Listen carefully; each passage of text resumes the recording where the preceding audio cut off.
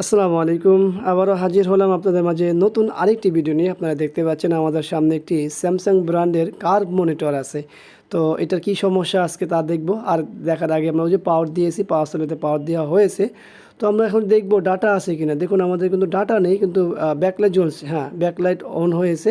আপনারা দেখতে পাচ্ছেন পাওয়ার সাপ্লাইতেও শো করছে, এবং এই যে আবার পাওয়ার অফ করার সাথে সাথে কিন্তু আলো চলে গেল। আবার পাওয়ার অন করার সাথে সাথে কী হয় সেটা আমরা দেখব। দেখুন পাওয়ার অন করার সাথে সাথে কিন্তু একটা আলো বাড়ি দিয়ে চলে গেল, কিন্তু আমাদের ব্যাকলাইটটি যে অন হয়েছে সেটা কিন্তু আমরা বুঝতে পেরেছি। তো মূল সমস্যা হলো নো ডাটা। তো আমরা ব্যাকপার্টটি খুলেছি, আপনারা দেখতেই পাচ্ছেন। এটা প্যানেলটি হলো কত সাইজ, নিঃসন্দেহে দেখতে পাচ্ছেন 27 ইঞ্চি প্যানেল।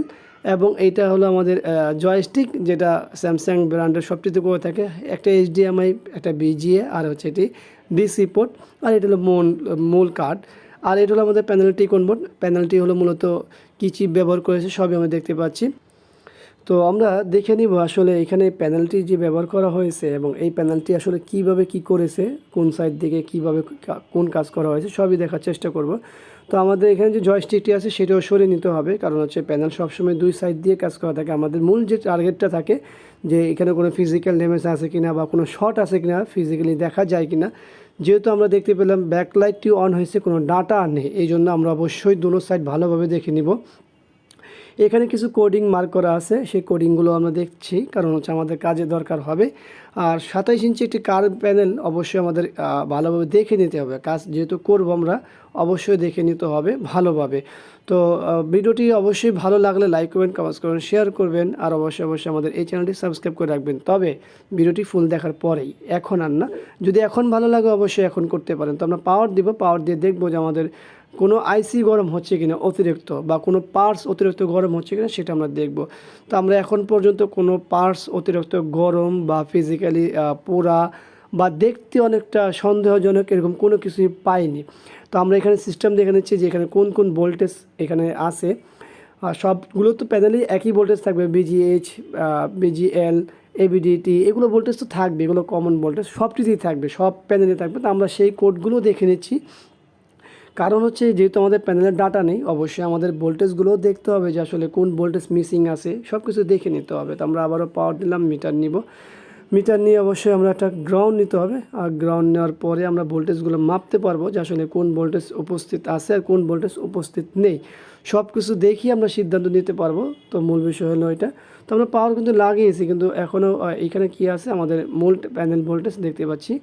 এখানে আমাদের সম্ভবত BGH ভোল্টেজ, যদি এখনও এই মিটারে দেখাবো আমরা ইনশাল্লাহ। তো এখানে কি আছে আসলে, এখানে আমরা কোনো ভোল্টেজ পাইনি BGH-এ। তো পাওয়ারটি খুলবে এবং লাগাবো, মিটারের দিকে সবাই তাকাবেন।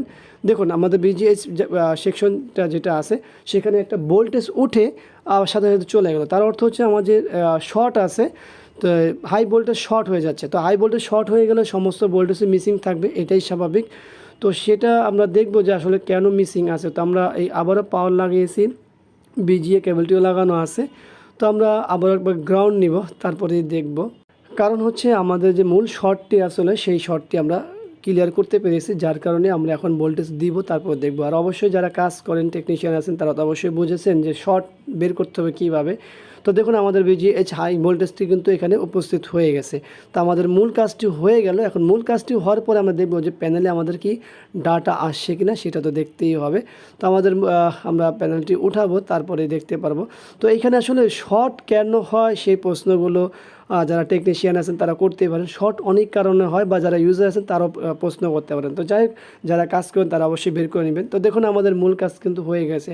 প্যানেলের যে হাই ভোল্টেজ শর্টটি ছিল সেটা আমরা ডিসকানেক্ট করার পর সাথে সাথে আমাদের ডাটা চলে আসছে, এবং প্যানেলটি 100% হয়েছে। এখানে কোনো দাগ নেই, কোনো সমস্যা নেই, একেবারে ক্লিয়ার। তো আশা করি ভিডিওটি আপনাদের ভালো লাগবে। ভিডিওটি ভালো লাগলে অবশ্যই লাইক করবেন, কমেন্ট করবেন, শেয়ার করবেন, আর অবশ্যই আমাদের এই চ্যানেলটি সাবস্ক্রাইব করে রাখবেন। পাশে থাকা বেল বাটনটি চাপ দিয়ে রাখবেন। আর যারা নাকি পেজ থেকে দেখছেন তারা অবশ্যই পেজটি ফলো দিয়ে রাখবেন। আবারও দেখা হবে অন্য কোনো বিষয় নিয়ে। আজকের মধ্যে এখানে বিদায়। আল্লাহ হাফেজ। আসসালামু আলাইকুম রহমতুল্লাহি ওয়া বারাকাতুহু।